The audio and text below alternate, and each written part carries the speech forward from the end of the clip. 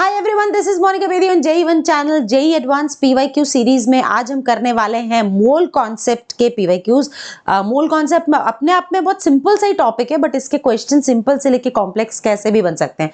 तो चलो स्टार्ट करते हैं इसके क्वेश्चंस को करना। एंड उससे पहले मैं आपको ये जरूर बोलना चाहूंगी कि बच्चों, अगर तुमने अब तक जेई वन एप्लीकेशन अपने सिस्टम में मोबाइल में नहीं डाउनलोड करी है तो इसको जल्दी कर लेना, बिकॉज इसमें बहुत सारे फ्री रिसोर्सेज है जिससे आप अपनी प्रिपरेशन को नेक्स्ट लेवल पे पहुंचा सकते हो। इसमें से एक बहुत इंपॉर्टेंट रिसोर्स है पीवाईक्यू खजाना। तो आप अपनी प्रिपरेशन के दौरान ऐसे मल्टीपल रिसोर्सेज का बेनिफिट उठा सकते हो।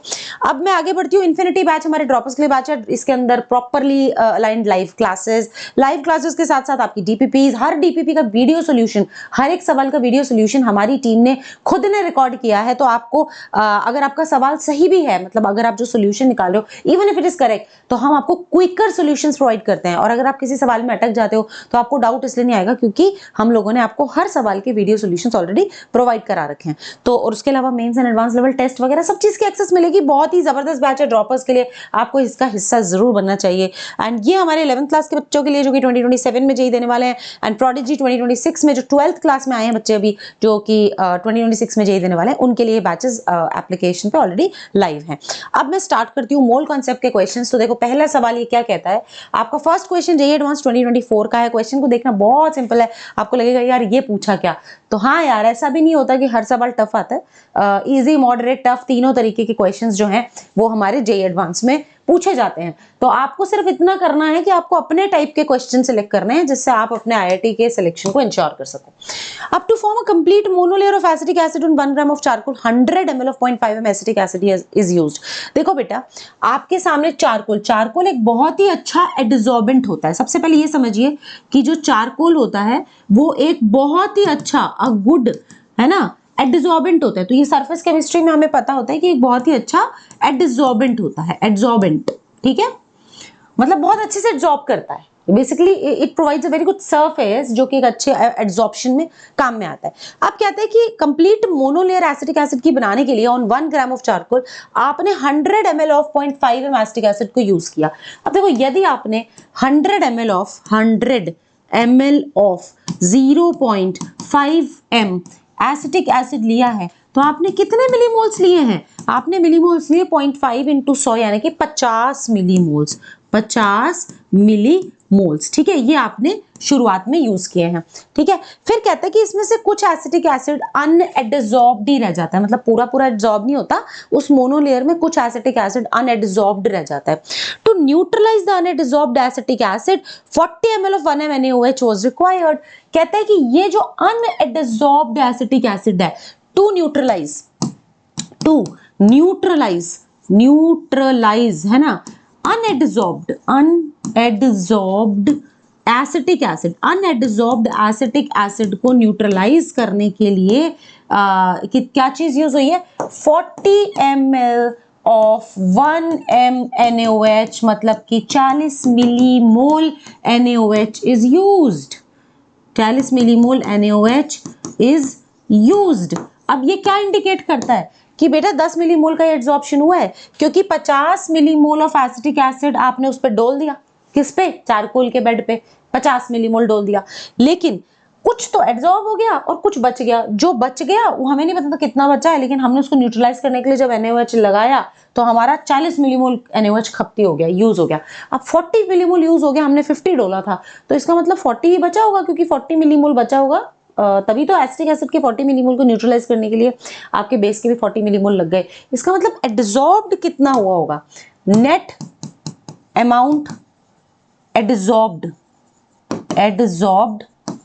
टू फॉर्म अ मोनोलेयर, ठीक है, ये कितना हुआ होगा? 10 मिलीमोल। चलो अब 10 मिलीमोल यानी कि इसका नंबर निकाल लें एवोगैड्रो मोल कंसेप्ट यूज करके। 10 इंटू 10 की पावर -3, ठीक है, मिली के लिए मैंने 10 की पावर -3 लगा दिया। और कितने मॉलिक्यूल्स एडजॉर्ब हो गए मोनोलेयर बनाने में? 6 इंटू 10 की पावर 23। सो हमारे पास में इतने मॉलिक्यूल्स जो हैं वो मोनोलेयर बनाए हैं। ठीक है, मैं फिर से आपको समझा दूं। 50 मिलीमोल हमने चारकोल बेड पे डोल दिया, उसमें से कुछ बच गया। जो बच गया उसको न्यूट्रलाइज कराने के लिए 40 मिलीमोल NaOH यूज हुआ। ठीक बात है।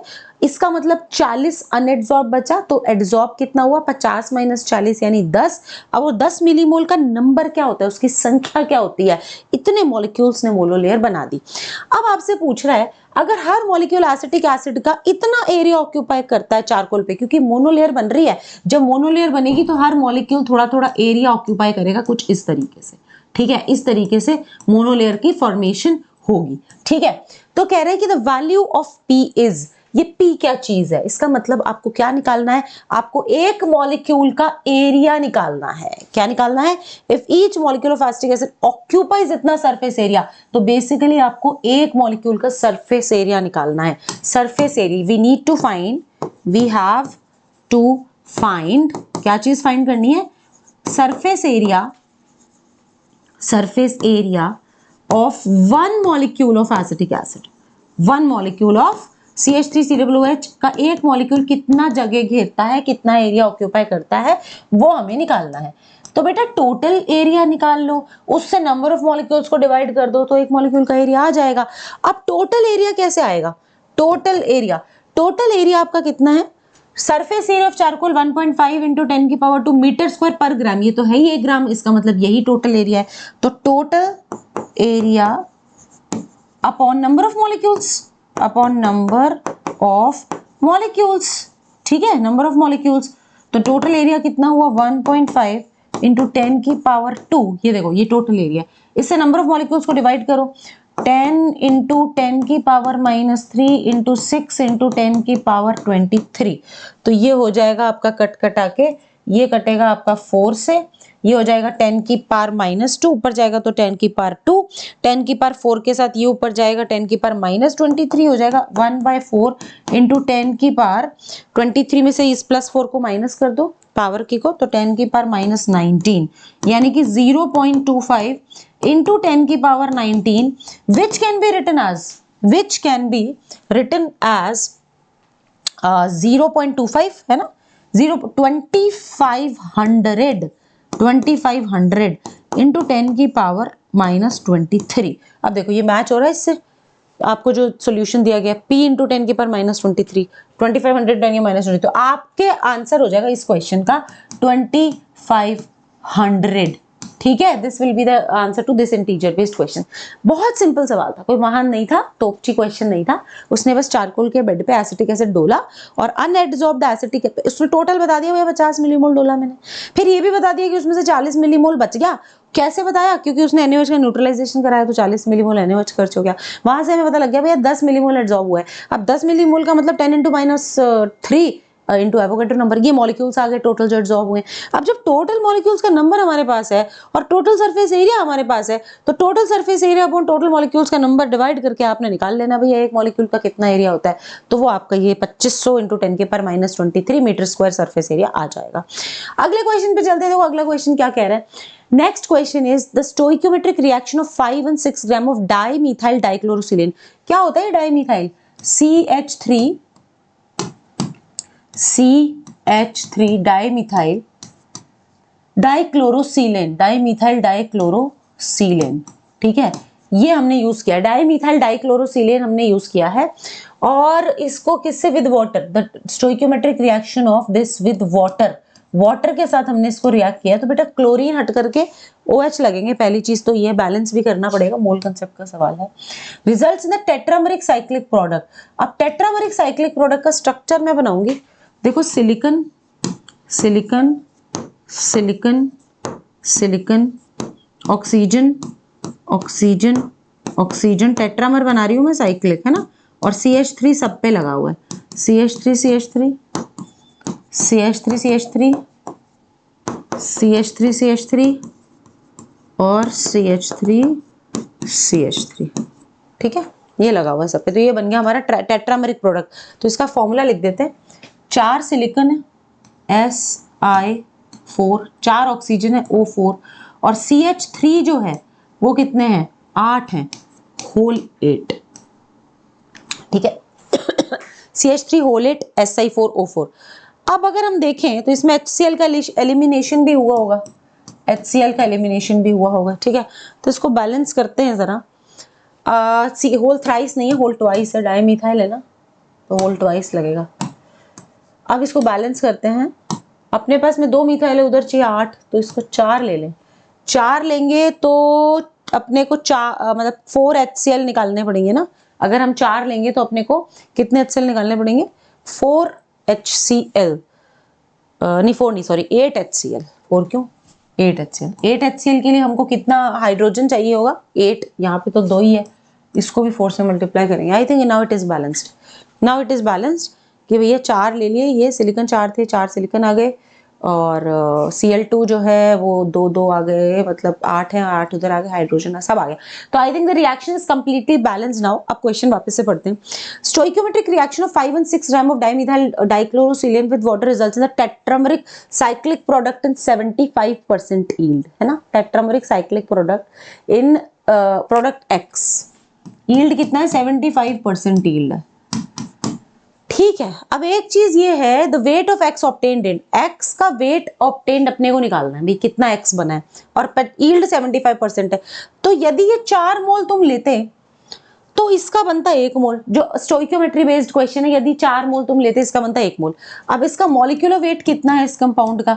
बेटा इस कंपाउंड का मॉलिक्यूलर वेट होता है 129, ठीक है। मॉलिक्यूलर वेट का पता होना बहुत ज्यादा जरूरी है, अदरवाइज कर नहीं सकते। और मॉलिक्यूलर वेट के लिए कोई रटने की जरूरत नहीं है, आपके सारे एटम्स के वेट आपको पता होते हैं, वहां से आप निकाल सकते हैं। इसका हो जाएगा 296, ठीक है, मॉलिक्यूलर वेट, ठीक है। अब हम आगे प्रोसीड करते हैं। इसको कह रहा है स्टोइकियोमेट्रिक रिएक्शन ऑफ 5 and 6। बेटा 516 given mass upon molar mass 129। I think ये 125 से बनेगा 500 बचा 4, 4 4 16, एग्जैक्टली 4 मोल्स दिए इसने अपने को। और 4 मोल इसके कितने बनाएंगे? 1 मोल बनाएगा। But the yield is 75%। भाई यील्ड 75% है, तो जहां 1 मोल बनना चाहिए था वहां, सो 0.75 mole of x is formed. 0.75 moles of x बनेगा, ठीक है। 0.75 mole of x is formed. अब इसका वेट कितना? 296। तो 296 यदि इसका वेट है, मतलब मॉलिक्यूलर वेट है, तो 296 इंटू 0.75 ये हो जाएगा तुम्हारा 222। सो 222 gram of x is form. तो आंसर हो जाएगा 222। ये भी अपना इंटीजर बेस्ड क्वेश्चन है, और इसका आंसर हो जाएगा 222 ग्राम्स। चलो अब चलते हैं नेक्स्ट क्वेश्चन पे चलते हैं। अगला सवाल हमारा है, the treatment of an aqueous solution of 3.74 gram of copper nitrate with excess KI results in a brown solution along with the formation of precipitate. Passing H2S gas through this brown solution gives the precipitate X the amount of X's. यहाँ ये भी stoichiometry वाला ही question है, जिसमें इसने copper nitrate को access KI से treat किया। इसमें एक और नॉलेज जरूरी है, आपको रिएक्शन भी आनी चाहिए, भी किससे क्या बनता है ये भी आपको आना चाहिए, ठीक है। किससे क्या बनता है ये भी आपको आना चाहिए। तो the treatment of aqueous solution of copper nitrate, तो हम CuNO3 का होल ट्वाइस, इसका एक्वस सॉल्यूशन अपन ले रहे हैं। इसका एक्वस सॉल्यूशन लेंगे, किसके साथ रिएक्ट करेंगे? एक्सेस ऑफ KI के साथ अपन ने रिएक्ट किया है, ठीक है। इससे वो कहता है कि एक तो ब्राउन सॉल्यूशन बनता है, ठीक है, with the formation of precipitate. आपका प्रेसिपिटेट भी बनेगा और ब्राउन कलर का सॉल्यूशन भी बनेगा। तो बेटा इससे बनता है Cu2I2। ये जो रिएक्शन को हम कंप्लीट करते हैं तो इससे बनता है Cu2I2 प्लस बनता है इससे KI3, ठीक है। जो आपका ब्राउन कलर देता है वो KI3 की वजह से ब्राउन कलर आता है, और KNO3 भी बनता है, प्लस KNO3 ये भी बनता है। तो एक बार या तो इस इक्वेशन को भी अपन बैलेंस कर लेते हैं। कॉपर नाइट्रेट यहाँ 2 है, तो मैं इधर 2 लगा देती हूँ। ऐसा करने पे मेरे पास 4 नाइट्रेट आयन आ जाएंगे, ठीक है। तो वो नाइट्रेट आयन सिर्फ इसी में बन रहे हैं, तो मैं इसको 4 कर देती हूँ। तो पोटेशियम मेरे को 5 चाहिए होंगे, क्योंकि 4 इधर है और 1 इधर है, तो 5 पोटेशियम इधर कर देती हूँ, जिसकी वजह से मुझे 5 आयोडीन मिल गए हैं। तो 5 आयोडीन मेरे बैलेंस्ड है, 3 इधर और 2 इधर। तो ये इक्वेशन अब कंप्लीटली बैलेंस्ड हो चुकी है। अब कह रहा है passing H2S gas through this brown solution. आपको ये पता होना चाहिए कि जो ब्राउन कलर है ना बेटा, वो इसका है KI3 का, ठीक है, इसका ब्राउन कलर है। तो passing H2S gas through brown solution, यानी कि सेकंड रिएक्शन आपकी KI3 की है, ठीक है। और Ki3 में आपने क्या पास करी है, H2S गैस पास करी है। तो जब Ki3 में आप H2S गैस पास करोगे तो सबसे पहले तो आपका सल्फर प्रेसिपिटेट आउट होगा। कहता है brown solution gives another precipitate sulphur, तो ये सल्फर ही आपका X है बेटा, ये सल्फर ही इस क्वेश्चन का X है। तो एक तो आपका सल्फर प्रेसिपिटेट आउट होगा, प्लस आपका Ki प्रेसिपिटेट आउट होगा, प्लस Hi भी प्रेसिपिटेट आउट होगा। इसको भी अपन बैलेंस कर लेते हैं क्योंकि मोस्टली स्टोइकियोमेट्री बेस्ड क्वेश्चन ही लग रहा है। तो Ki3 लेकर के आते हैं H2S के साथ, तो सल्फर निकल गया, तो कितने बचे, 2 हाइड्रोजन बचे। तो अगर 2 हाइड्रोजन बचते हैं तो 3 मतलब 2 हाइड्रोजन ना, तो मैं इधर 2 लगा देती हूँ, इधर 2 लगाऊंगी तो मेरे को बेसिकली क्या चाहिए, 2 आयोडीन चाहिए और 1 आयोडीन ये रहा, तो 3 मेरे ख्याल से अभी बैलेंस्ड है। बैलेंस्ड है क्या, एक पोटेशियम आयोडीन 3 है, उधर भी 3 आ गए, हाइड्रोजन 2 है 2 आ गए, और सल्फर 1 है 1 आ गया, है ना, ये चीज हो गई। चलो हमारी पूरी रिएक्शन बैलेंस्ड है, अब अपने को कुछ नहीं करना, अब सवाल ढंग से पढ़ना है बस। The treatment of aqua solution of 3.74, अब अपन इसमें फिलिंग कर देते हैं। 3.74 ग्राम ऑफ कॉपर नाइट्रेट के मोल्स निकालने पड़ेंगे, तो इसका आपको मोलर मास रखना पड़ेगा, ठीक है। जैसे आप इसका मोलर मास रखोगे तो ये आपका आने वाला है कितना, 0. आई थिंक मैं इसको कैलकुलेट कर लेती हूँ। Treatment of 3.74 gram of copper nitrate with excess of KI result in the brown solution with passing H2S gas through this brown solution. तो ये पूरा ही मोल कंसेप्ट का सवाल है बेटा, this entire question is from mole concept only.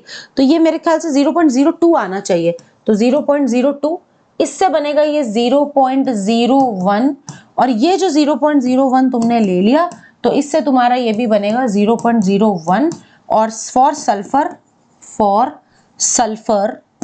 0.01 mole is equals to 32 into 0.01 is equals to 0.32 gram will be its answer, ठीक है। जैसे ये बिल्कुल, ये भी इजी स्टोइकियोमेट्री बेस्ड क्वेश्चन है, कोई इसमें दिक्कत नहीं है, तो दिस इज आल्सो सॉल्व। ये जेईई एडवांस 2022 का क्वेश्चन है, ये क्वेश्चन कोई बहुत टफ क्वेश्चंस की कैटेगरी में नहीं आता। अब आता है बेटा जेईई एडवांस 2022 का ये एक सिंपल सा मल्टीपल प्रोपोर्शन का सवाल, जो कि ये साबित करता है कि कैसे जेईई एडवांस एक छोटे से हल्के से एकदम मैं कहूंगी इजी से कॉन्सेप्ट को ट्वर्ल कर सकता है, घुमा फिरा के क्वेश्चन पूछ सकता है। तो हम यहाँ आते हैं, देखो, to check the principle of multiple proportion. Multiple proportion के प्रिंसिपल को चेक करने के लिए a series of pure binary compounds PMQN were analysed. 3 अलग अलग कंपाउंड्स बने हैं P से और Q से। इसने परसेंटेज दे रखी है कि कंपाउंड 1 में P का वेट 50% है, Q का भी 50 है।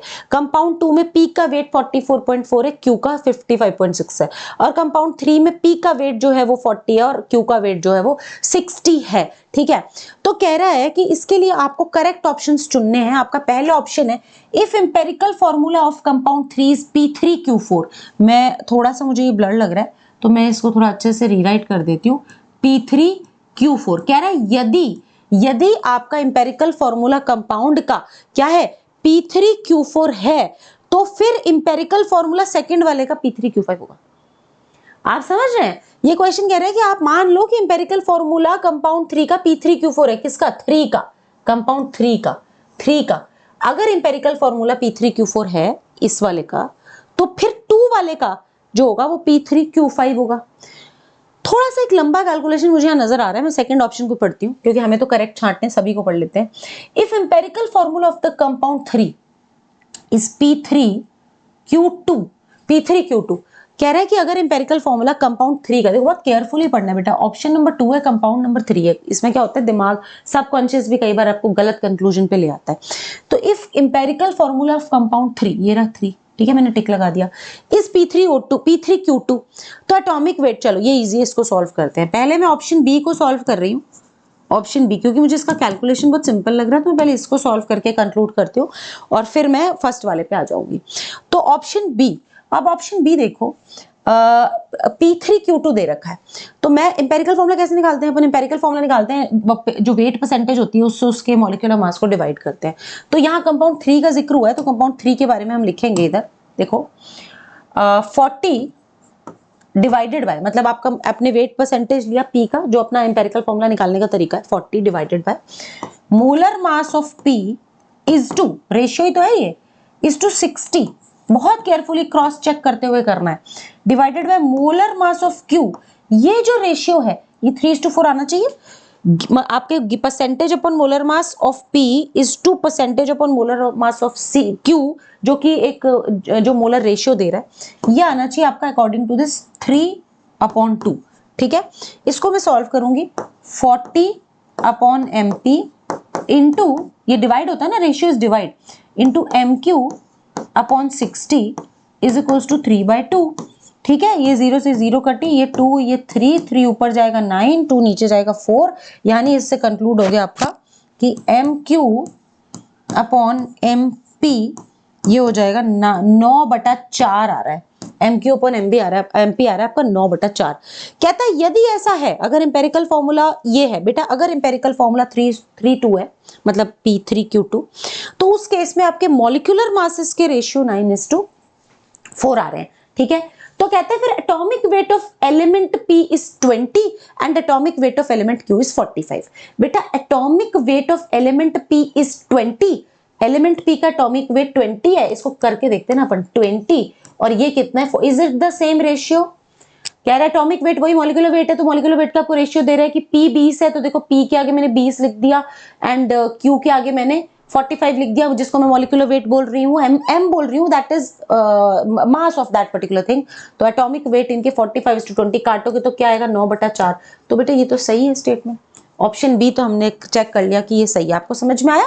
मतलब कह रहे कि यदि ऐसा है, तो यदि ऐसा है मैंने ये जो रेशियोज थे किसके, wait of P in compound 3 upon molecular mass of P, मतलब atomic mass of P is to this ratio will give you the empirical ratio of 3:2 of P and Q। तो मैंने फिर उससे निकाल दिया कि भाई इनके जो एटॉमिक मासेस थे Q/P वो 9/4 आने चाहिए, इसने 45/20 दिए थे, जो रेशियो वही है जो अपन ने प्रेडिक्ट किया है, तो ये सही है। ऑप्शन सी पे वर्किंग करते हैं अपन, ऑप्शन सी पे वर्किंग करते हैं। अब ऑप्शन सी में देखो, ऑप्शन सी के अंदर कह रहा है the if empirical formula of the compound 2। अब कंपाउंड 2 पे फोकस करेंगे अपन, है ना, अपना ध्यान बिल्कुल केंद्रित करके फोकस करके काम करना है। P3Q2, बेटा अगर कंपाउंड 3 का इंपेरिकल फॉर्मूला P3Q2 है तो मैं तो वही बनाऊंगी।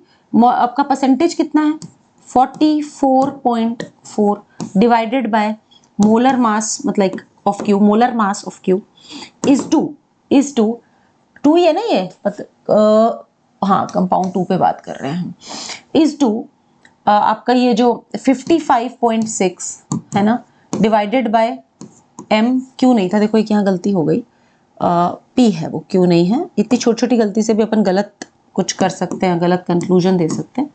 तो percentage of P in second compound is 44.4 divided by molar mass of P is to percentage of Q in second compound, क्योंकि कंपाउंड 2 की बात चल रही है ऑप्शन नंबर सी में, divided by molar mass of Q। ये ratio आना चाहिए 1, क्योंकि PQ बोल रहा है ना 1:1, तो आपका ये आना चाहिए 1। जैसे हमने पिछले वाले में किया था कि भैया ये बोल रहा था ना 3:2, तो मैंने 3/2 लिखा, यहाँ इसने 1:1 बोला तो मैंने 1 से इक्वेट कर लिया। अब मैं इसको वही निकालूंगी, 44.4 divided by MP into MQ upon 55.6, तो ये 4 और ये 5, 11 के टेबल से काट लो, 4 और ये 5, तो इज इक्वल्स टू 1 होना चाहिए। यानी कि इससे कंक्लूड होता है कि आपका जो MQ है अपॉन MP है, ये क्या होगा, ये हो जाएगा आपका 5/4, 5 divided by 4, this ratio will be 5 divided by 4, तो 5 डिवाइडेड बाय 4 आ रहा है। अब 5 अगर ऐसा है, देखो अगर ये आधा स्टेटमेंट है तो आपका जो मोलर मासेस हैं Q/P के वो 5:4 के रेशियो में आने चाहिए। फिर कह रहे हैं then the empirical formula of the compound 1 is P5।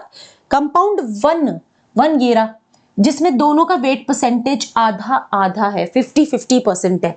बेटा अगर 4MQ is equals to 5MP, ये दोनों बराबर हैं, अभी 4MQ ये मैंने क्रॉस मल्टीप्लाई कर दिया, 4MQ जो है वो 5MP के बराबर है। 4M, एक सेकेंड, सबस्क्रिप्ट है ना ये, 4MQ जो है वो 5MP के बराबर है।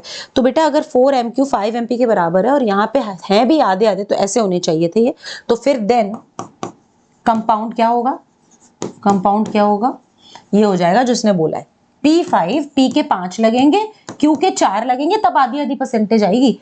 P के 5 लगेंगे, Q के 4 लगेंगे, तो ये बराबर हो जाएगा, और यहाँ पे भी देखो बराबर है 50-50। ठीक है, तो ये स्टेटमेंट भी अपन ने कंक्लूड कर लिया कि ये भी सही है, तो मैं इधर फर्स्ट वाले में मार्क कर देती हूँ, ये भी सही है।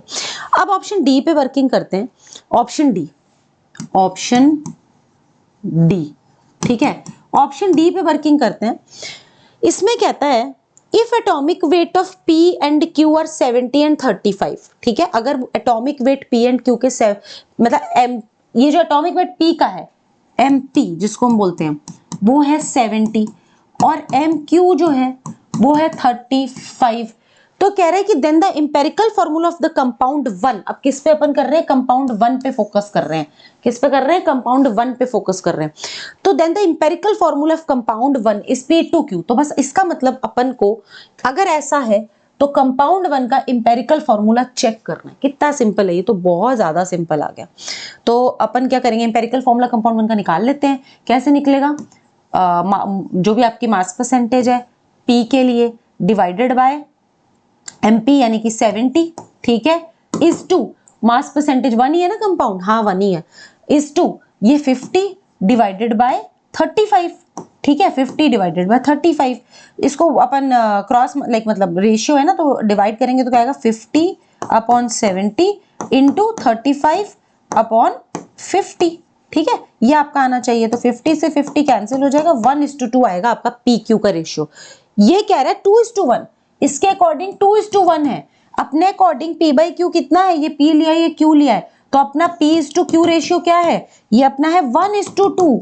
तो हमारा फॉर्मूला क्या होना चाहिए, फॉर्मूला क्या होना चाहिए, formula should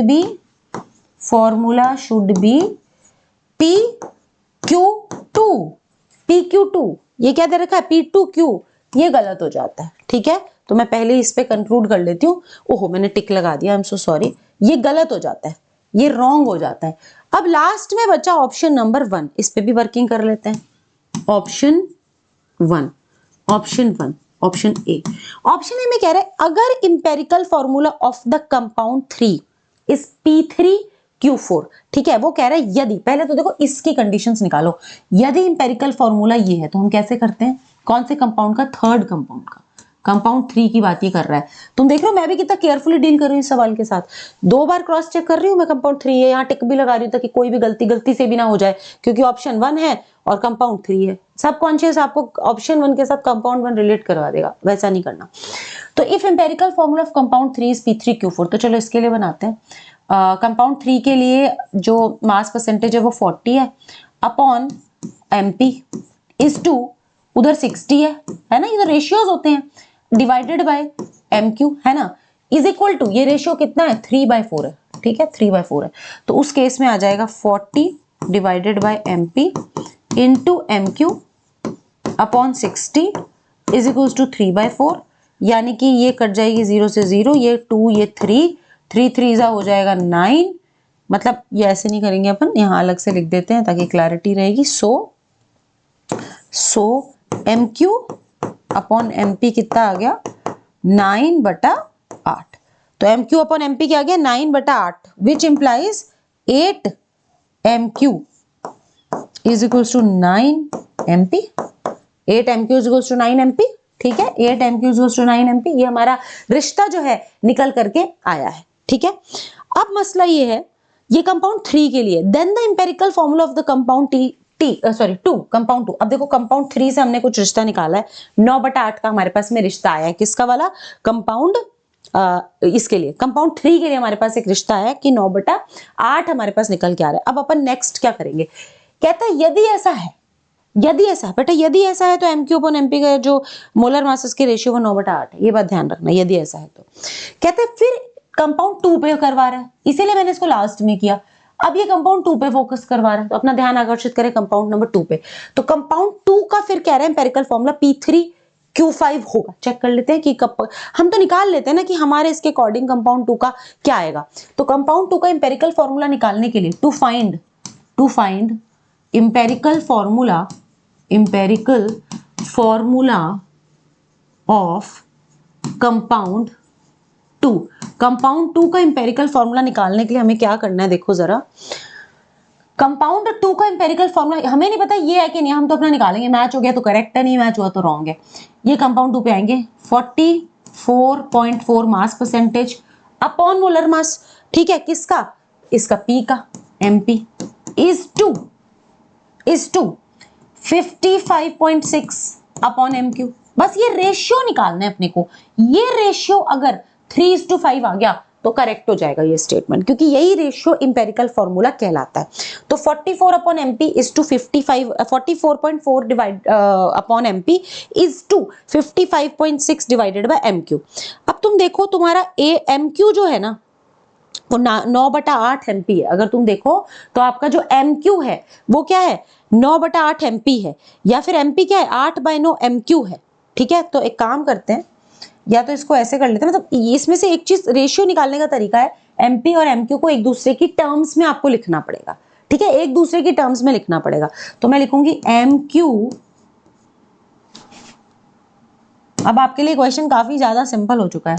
MQ 44.4 is to 55.6 MP। MP की जगह MQ की वैल्यू, मतलब MP की वैल्यू डाल देते हैं। MP हो जाएगी MQ 44.4 इज टू, ये अपन 55.6, MP की जगह मैं लिख रही हूँ 8/9 MQ, 8/9 MQ। अब क्या होगा, MQ से MQ कैंसिल कर दो, MQ से MQ कर दो तुम कैंसिल, तो तुम्हारा रेशियो आ रहा है 44.4 डिवाइडेड बाय 55.6 इंटू 8/9। ये कट जाएगा 4, यहाँ आ जाएगा 5, तो ये रेशियो निकल करके आ रहा है, 9 को ऊपर ले जाओ, 9 4 जा 36 डिवाइडेड बाय 8 5 जा 40, यानी कि 9/10 का रेशियो आ रहा है फॉर दिस। ठीक है, ये दोनों का रेशियो किसका, P एंड Q का। अब P एंड Q का यदि रेशियो 9/10 आ रहा है तो इंपेरिकल फॉर्मूला भी तो P9Q10 होगा ना, P3Q5 थोड़ी होगा, तो ये रॉन्ग हो जाएगा। So empirical formula can't be P3Q5, it can't be P3Q5, क्योंकि आपका ये जो रेशियो निकल करके आ रहा है P एंड Q का, वो आ रहा है आपका 9/10 और ये कह रहा है 3:5, तो ये गलत हो जाता है बेटा। ठीक है, मस्त क्वेश्चन था। इस क्वेश्चन से हमको ये पता लगा, इसका करेक्ट आंसर हो जाएगा BC। इस क्वेश्चन से हमको ये पता लगा कि भैया एक बहुत ही बेसिक से कॉन्सेप्ट को भी एडवांस कैसे उलझा के पूछ सकता है। हालांकि इसमें उलझाने वाली बात नहीं है, सिंपल मैथमेटिक्स लग रही है, बट आपको ना थोड़ा सा फोकस्ड अच्छा होना है बस। मतलब आप जो कर रहे हो आपका बिल्कुल ध्यान सब तरफ से इसकी तरफ होगा, तभी आप इस सवाल को सही करोगे। हल्की सी भी मिस्टेक आपको गलत कंक्लूजन पे ला सकती है। ठीक है, with that I would like to end this session and बेटा let me tell you about the universal pass. तो अगर आप 11th में आए हैं और आप JEE 2027 के एस्पिरेंट हैं और आप यूनिवर्सल पास लेते हैं, तो आपके टारगेट ईयर तक हम लर्निंग से रिलेटेड, रिवीजन से रिलेटेड या टेस्ट से रिलेटेड जितने भी कोर्सेज लॉन्च करते जाते हैं, आपको उसकी एक्सेस मिलती चली जाएगी। आपको उसमें सोचना नहीं है, कुछ परचेजिंग नहीं करनी है आपको। आपका जब तक एग्जाम नहीं होता तब तक हर वो कोर्स जो हम लॉन्च करते हैं, हर वो बैच जो हम फॉर्म करते हैं, आपको उसकी एक्सेस मिलेगी। इस जर्नी में आपका प्रॉपर डिटेल्ड कोर्सेज होंगे। पहले आप एनर्जी यानी क्लास 11th के बनेंगे, फिर क्लास 12th प्रोडिजी में आएंगे। ठीक है, फिर उसके बाद जैसे जैसे आपका JEE मेंस का एग्जाम फर्स्ट अटेम्प्ट का पास आएगा, हम एक fast track revision course launch करेंगे, आप उसका हिस्सा बनेंगे। फिर ग्रेविटी होगा JEE मेंस फर्स्ट अटेम्प्ट के लिए, है ना। उसके बाद आएगा JEE mains second attempt and advanced के लिए फिनाले एक्स, जो हमारा सबसे ज्यादा अमेजिंग एंड पॉपुलर बैच है फिनाले एक्स। ठीक है, इसका आप हिस्सा बनेंगे। मीनवाइल आप JMPP रोलोडेड यानी JEE mains predictor paper and JEE advanced predictor papers जब जब लॉन्च होंगे, वो जो कि होते ही हैं, तो आप उनको भी, उनकी एक्सेस भी आपको मिलती चली जाएगी। लेकिन यदि आप ड्रॉपर हैं या फिर क्लास 12th में आए हैं और आप अपना टारगेट ईयर 2026 का लेटेस्ट से आप यूनिवर्सल पास लेते हैं, तो जिस दिन आप खरीदते हैं यूनिवर्सल पास को, तब से लेके जब तक आपका एग्जाम होता है, इस ड्यूरेशन में हमारे सारे अमेजिंग बैचेस एंड कोर्सेज के आपको एक्सेस मिलती रहेगी। ठीक है, and also I would like to add कि भैया JEE एप्लीकेशन डाउनलोड जरूर होनी चाहिए किसी भी JEE एस्पिरेंट के पास में, क्योंकि इसमें बहुत सारे फ्री रिसोर्सेज हैं जो कि जिससे तुम्हारा लेवल अपग्रेड ही होगा। ठीक है, एंड इन्फिनिटी हमारा प्योरली ड्रॉपर्स के लिए है, जिसमें आपका भाई 3 चीजें चाहिए होती हैं एक ड्रॉपर को। क्या मतलब, एक एस्पिरेंट को पहली चीज, आपकी लर्निंग ऑफ द कॉन्सेप्ट्स बहुत ही क्रिटिकली रिफाइंड होनी चाहिए, हर चीज आपको क्लास में पढ़ाई जानी चाहिए, वो होगा। सेकंड चीज, आपको कोई टॉपिक जब समझाया जाता है तो उस पर आपको सवाल मिलने चाहिए बहुत सारे, ताकि आप खुद उसको अप्लाई कर सके, एप्लीकेशन को एंड क्रिटिकल थिंकिंग को स्ट्रॉन्ग कर सके। तो डीपीपीज मिलेंगे और उनके वीडियो सोल्यूशंस भी मिलेंगे यदि आपको डाउट आते हैं। हर सवाल हमारे द्वारा सॉल्व है वीडियो सोल्यूशन में। तीसरी चीज, जब आप चीज को समझ चुके हैं और उसे प्रैक्टिस कर चुके हैं तो अब आपका टेस्ट देना बनता है, ठीक है। तो जब आप टेस्ट देंगे तो वो जो टेस्टिंग प्रोसेस है हमारी, जो कि हम mains and advanced level test लेते हैं, वो भी आपको इसमें मिल जाएंगे। तो everything is complete. Same with energy and prodigy, जो कि 11th में जो बच्चे घुस रहे हैं और 12th में जो बच्चे घुस रहे हैं लॉन्ग विद जेई की तैयारी कर रहे हैं, तो उनके लिए वाले बैचेस, ठीक है। With that I would like to end this session and अच्छे से मेहनत करिए, मेहनत करेंगे तो रिजल्ट अच्छे आते ही आते हैं। And love you all, thank you.